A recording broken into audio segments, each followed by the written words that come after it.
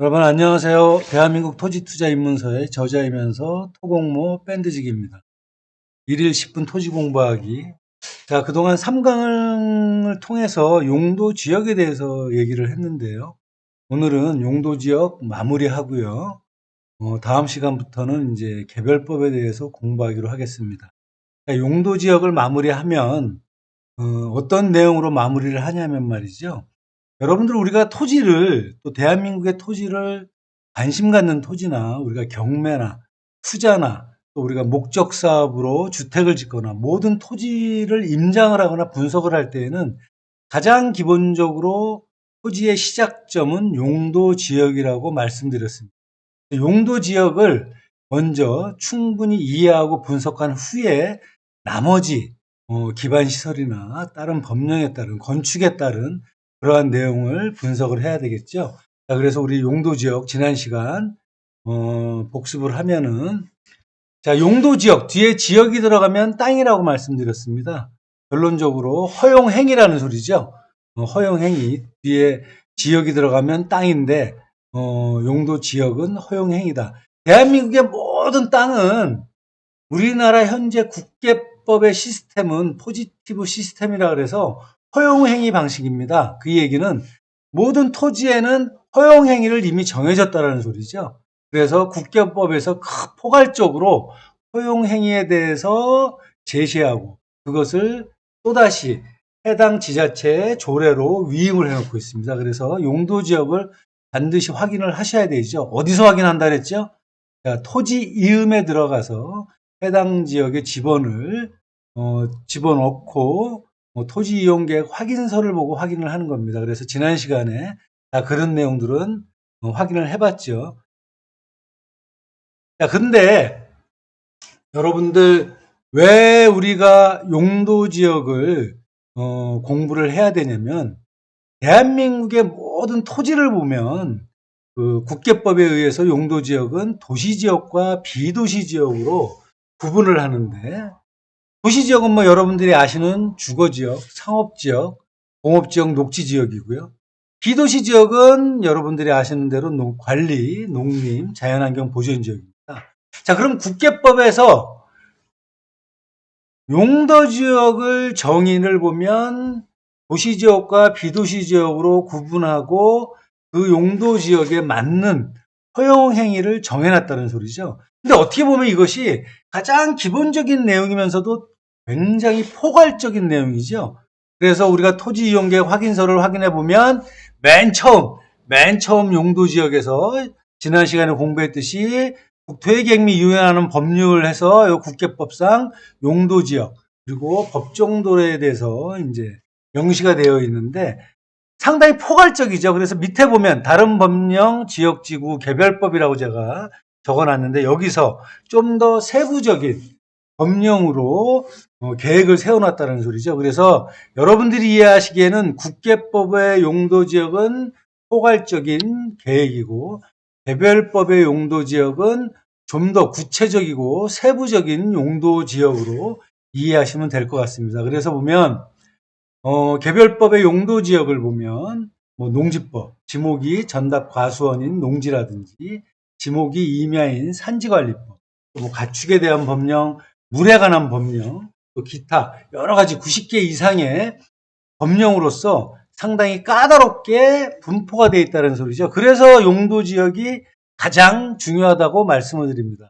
다시 한번 정리해 보면 토지의 시작점은 용도 지역이다. 또 뒤에 지역이 들어가면 땅에 대한 법령이다라고 이해하시고 용도 지역은 국토의계획 및 이용에 관한 법률에서 포괄적인 허용행위를 구분해 놨다. 그리고 두 번째 또다시 개별적으로 또 기타 다른 법령에 의해서 용도 지역을 세부적으로 구분해 놨다라고 이해하시면 될 것 같습니다. 그래서 국계법상 용도 지역은 여러분들이 지난 시간에 통해서 공부를 했고요. 또 이 용도 지역이 중요한 게 실제로 뒤에 지역이 들어가면 땅이라 그랬는데 지금 도시 지역의 주거 지역, 상업 지역, 공업 지역의 땅은 크게 여러분들이 개인적으로 분석할 필요는 없죠. 그럼 저희들이 녹지 지역과 관리 지역과 농림, 자연환경 보전 지역의 땅들을 대체적으로 저희들이 관심을 갖는 땅들입니다. 지금 뭐 용인 지역의 반도체 산업단지라든지 모든 땅들의 임장을 가보면 대체적으로 비도시 지역과 도시 지역 내 녹지 지역 땅들이죠. 그래서 그런 땅들의 용도 지역을 저희가 분석을 하는 방법에 대해서 뭐 국계법이나 또 세부적인 계획인 개별법을 통해서 알아야 된다는 소리죠. 그리고 지금 말씀드린 대로 녹지와 비도시 지역의 토지가 현 대한민국 토지의 90%가 넘습니다.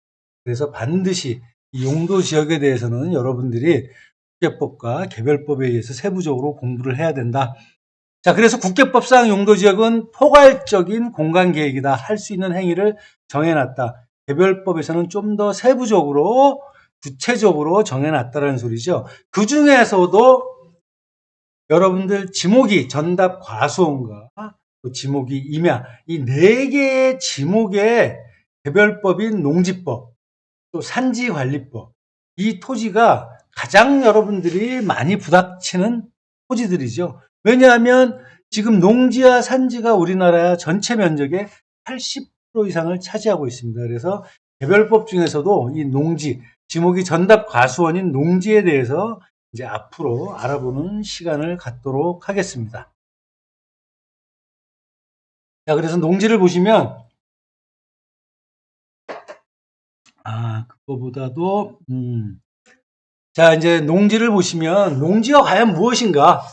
상당히 중요한 내용이죠. 농지란 무엇입니까?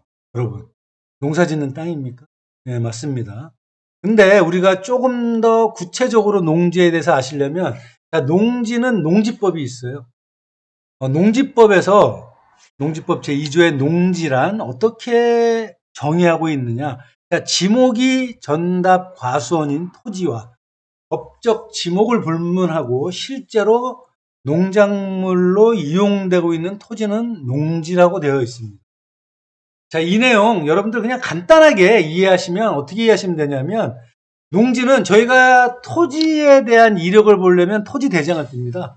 건축물의 이력을 보려면 건축물 대장을 발급을 받죠. 그래서 토지 대장상의 지목이 전답 과수원이면 농지입니다. 또 그 나머지 총 28개의 지목인데 임야를 제외하고 24개의 지목에서 3년 이상 농작물을 경작을 하면 그것이 확인이 되면 농지입니다. 그 얘기를 바꿔 말하면은 대장상의 지목이 전답 과수원인데 여러분들이 임장을 나가서 토지를 확인해 봤더니 거기에 주택이 있더라. 창고가 있더라. 이럴 경우는 일단은 법률적 이론적으로는 농지입니다. 그러면 농지에 건축물이 있다는 것은 불법 건축물로 인정을 하셔야 되죠. 물론 세부적으로 그 건축물이 왜 있는지는 확인을 해봐야 될 상황이고 일단 기본적인 분석 방법은 불법 건축물이다. 결론은 토지대장상 지목이 전답 과수원이면은 농지입니다. 그리고 나머지 임야를 제외한 24개의 지목에서 3년 이상 연속해서 농사를 지으면 농지입니다. 그 부분 24개의 지목의 농지 이용 사항에 대해서는 다음 시간에 좀 더 알아가는 걸로 하고요. 자, 마지막으로 지목 하나 남았죠. 지목이 임야인 산지는 농작물을 경작해도 농지로 인정을 받을 수가 없습니다. 이게 상당히 중요한 거죠. 자, 정리합니다. 지목이 28개의 지목이 있는데요. 지목이 전답 과수원이면 무조건 농지입니다. 지목 변경을 안 한 경우도 있는데 일단은 그렇게 이해를 하시라는 소리죠. 그리고 기타 24개의 지목에서 3년 이상 연속하여 농작물을 경작하면 농지로 본다는 소리죠. 그리고 하나의 지목, 임야 같은 경우에는 3년 이상 실제로 농작물을 경작하여도 농지로 인정을 안 하고 있습니다. 자, 여러분, 개별법 법령 지금 공부 시간인데요. 가장 중요한 농지에 대해서 공부하고 있습니다. 그래서 오늘 농지란 무엇인가에 대해서 공부했고요. 다음 시간부터는 농지에 대한 법령에 대해서 공부하도록 하겠습니다. 감사합니다.